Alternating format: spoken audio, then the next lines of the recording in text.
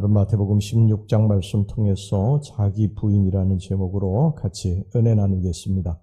오늘은 21절에서부터 28절까지 말씀을 통해서 이제 같이 은혜 나누겠습니다.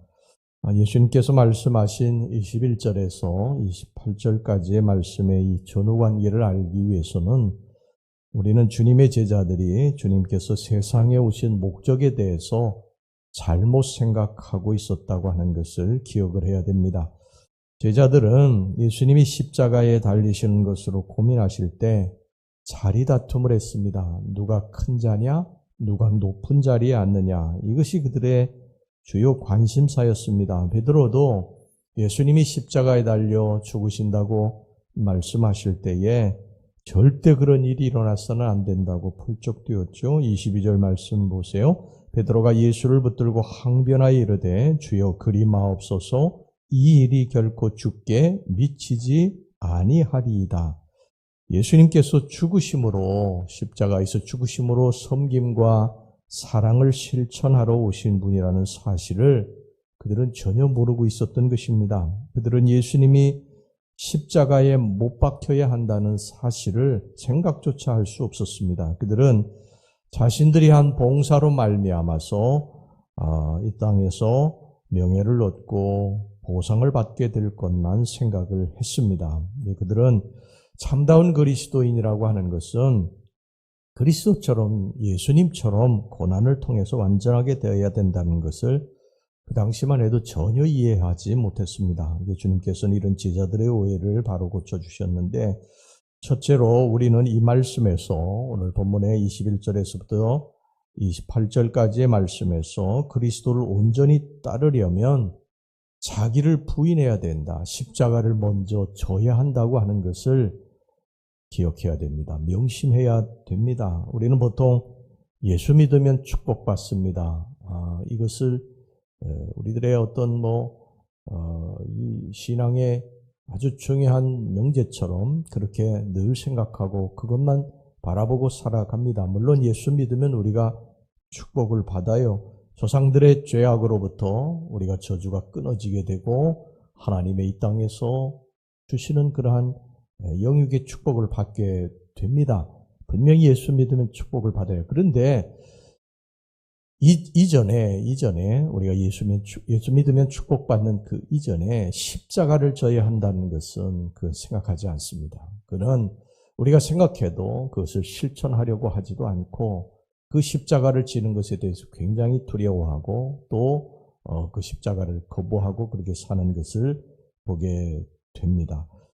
사실 십자가를 진다고 하는 것은 자기 부인하는 거 아닙니까? 자기가 죽는 것인데 그건 쉽지는 않죠. 자기가 세상에서 누리고 살던 것들, 세상적인 어떤 정욕, 쾌락, 즐거움, 부, 권세 이런 것들을 내려놓는다고 하는 것이 십자가에 못 박는다고 하는 것이 대단히 어려운 일임에는 틀림없습니다. 그런데 성경은 분명히 그 십자가 다음에 부활의 영광이 있다고 가르치고 있습니다. 십자가의 죽음 그 다음에 부활의 영광이 있는 것이지 우리가 주님 앞에 축복만 받으려고 하는 것은 십자가 지지 않으려고 하는 것은 기독교의 그러한 진리와 맞지 않는 것입니다. 예수님도 십자가에 달려 죽으신 다음에 부활하신 것입니다.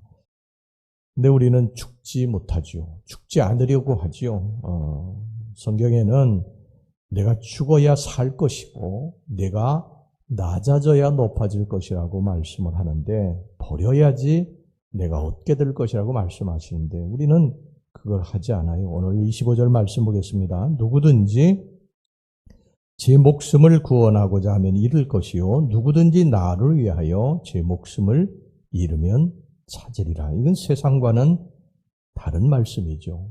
하나님의 말씀은 전혀 달라요.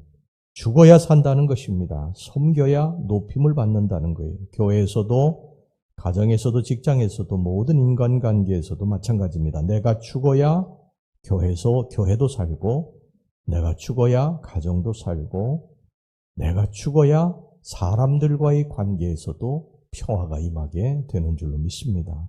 내가 살아서 팔딱거리면 싸움과 다툼이 끊이지를 않습니다. 십자가에서 먼저 죽는 자기 부인이 있어야 된다. 이것을 우리가 명심하고 살아야 될 것입니다. 그 다음에 두 번째, 우리는 여기 본문에서 인간의 영혼보다 값진 것은 없다. 이것을 배워야 됩니다. 우리가 죄악의 잠시 기쁨으로 인해서 우리 영혼을 해치는 어리석은 일을 해서는 안 될 것입니다. 죄악에도 낙이 있어요. 기쁨이 있습니다. 죄를 짓는 것에 기쁨이 있어요. 히브리서 11장 25절에 보면 죄악의 낙이라고 그렇게 말씀하고 있습니다. 죄를 짓는데 쾌감이 있죠. 죄악의 기쁨이 있습니다. 그런데 이 죄를 짓는 것, 죄의 낙에 그 전에 보면 잠시라고 하는 부사가 붙어 있어요. 잠시 죄악의 낙입니다. 죄악의 낙은 잠시 동안 죄악의 낙을 누리지만 그 죄를 짓고 나서 그 여파가 얼마나 심한지 이루 말할 수가 없습니다. 다윗도 우리아를 범하고 우리아의 아내 밧세바를 범하고 그리고 이 우리아를 최전선에서 이 교묘하게 죽였을 때 이 죄를 짓고 나서 여러분 시편에 보면 이 다윗이 얼마나 많이 하나님 앞에 이 시를 지어서 주님을 찬양하고 경배했습니까? 그런데 이후로 그는 시를 짓지 못해요. 이 죄를 짓고 나서 그의 입에서 찬송이 그치게 되고 노래가 그치게 되고 시가 멈추게 됩니다. 이게 죄가 주는 이 엄청난 이 해악이에요. 우리가 죄를 짓게 되면 죄 짓고 예수 믿는 사람들이 룰루랄라 하며 사는 사람은 없죠. 다 양심의 가책을 느끼고 그리고 뼈아픈 그러한 고통을 느끼게 됩니다. 다윗도 이 죄를 짓고 나서 자기의 심령이 여름 가뭄의 마름같이 되었다는 거예요. 다 갈라지고 고통스러운 그러한 하루하루를 지내게 됐다는 것입니다. 그가 하나님 앞에 통에 자복하고 나서 그 다음서부터 다시 이제 시를 쓰게 되고 노래를 부르게 되고 회복되게 되는 것이죠. 여러분 우리가 이 세상을 다 얻었다 할지라도요. 우리 영혼이 평안하지 않으면 이 세상 것은 다 소용없는 것입니다. 마음이 평안해야 될 줄로 믿습니다. 마음이 평안하려면 죄를 가까이 해서는 안 됩니다. 죄를 하나하나 주님 앞에 토설하고 그리고 죄사함을 얻을 때에 주님으로부터 오는 그러한 평안이 임하게 될 줄로 믿습니다. 그 다음에 마지막으로 우리는 그리스도께서 재림하실 때, 이 땅에 다시 오실 때에 우리가 이 땅에서 받은 모든 고난과 핍박에 대한 보상을 받게 될 것이라는 사실을 알아야 됩니다. 27절 말씀 보겠습니다. 인자가 아버지의 영광으로 그 천사들과 함께 오리니 그때에 각 사람이 행한 대로 갚으리라. 지금은 씨를 뿌리고 있는 것입니다. 지금은 우리들의 행한 대로 하나님이 보상해 주시는 것은 아니지만 우리 예수님께서 이 땅에 다시 오실 때는 우리가 행한 대로 우리가 그동안에 살아온 그대로 우리가 주님을 섬겼으면 봉사했으면 씨를 뿌려 좋은 씨를 뿌렸으면 거기에 대한 열매를 맺게 해 주신다는 것입니다. 뿌린 씨는 거둘 날이 있는 거예요. 우리가 악한 씨를 뿌리게 되면 지금 악한 열매가 금방 맺혀가지고 힘들고 고통스러운 세월을 사는 것이 아니라 그 뿌린 씨에 대한 열매들이 나중에 맺히게 되고 좋은 씨도 역시 마찬가지고요. 우리 예수님께서 재림하실 때에 이 땅에 오실 때에 우리들의 행한 모든 것대로 그대로 보응하실 것이라고 성경이 말씀을 하고 있습니다. 좋은 씨를 뿌리면 좋은 열매를 거둘 것이다. 이건 만고불변의 동서고금을 막론한 진리지요. 예수님을 사랑하고 섬겼던 사람들, 예수님을 위해 핍박받고 고난받았던 사람들, 예수님을 위해서 자신의 모든 것을 아낌없이 주었던 사람들, 이들은 모두 나중에 예수님으로부터 보상을 받게 될 것입니다. 괴로움이 있은 다음에는 즐거움이 있게 되고요. 십자가 뒤에는 반드시 면류관을 쓰게 될 것이고 좁은 길 다음에는 넓은 길이 열려지게 될 줄로 믿습니다. 우리 주변에는 주를 위해서 묵묵히 헌신하는 사람들이 많아요. 누가 보든 보지 않던 자신의 선을 드러내지 않고 이름도 없이 빛도 없이 봉사하는 사람들입니다. 이들은 사람들에게는 발견되지 않습니다. 알려지지 않습니다. 그런데 이들의 행위를 유심히 보시는 분이 계시다는 것입니다. 주목해서 보고 계시는 분이 계시다는 거예요. 누굽니까? 바로 우리 주님이시죠. 우리 주님은 우리의 섬김과 우리의 헌신과 우리의 봉사 하나도 놓치지 않으십니다. 때가 되면 반드시 보상해 주실 줄로 믿습니다. 여러분 말없이 묵묵히 봉사하시기 바랍니다. 사람이 나를 알아주든 알아주지 않든 그건 상관없어요. 사람은 놓치는 경우도 많고 또 알아도 시기하고 질투하는 경우도 많고 그렇습니다. 그러니까 우리는 우리 예수님이 주목하고 늘 보고 계신다. 우리 예수님이 지금도 우리의 헌신과 우리의 애씀과 우리의 봉사와 우리 주님을 위한 사랑 이런 것들 다 보고 계신다. 여러분이 보상받지 말고 보상 기대하지 말고요.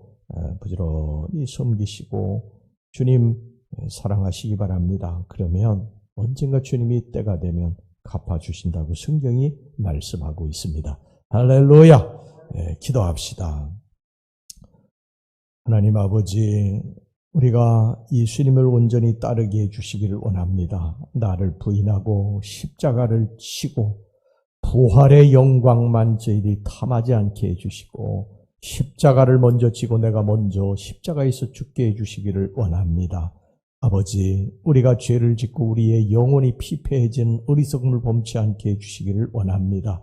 죄를 멀리하고 우리 주님 바라보며 살며 우리의 영혼의 기쁨이 충만할 수 있도록 역사해 주시옵소서.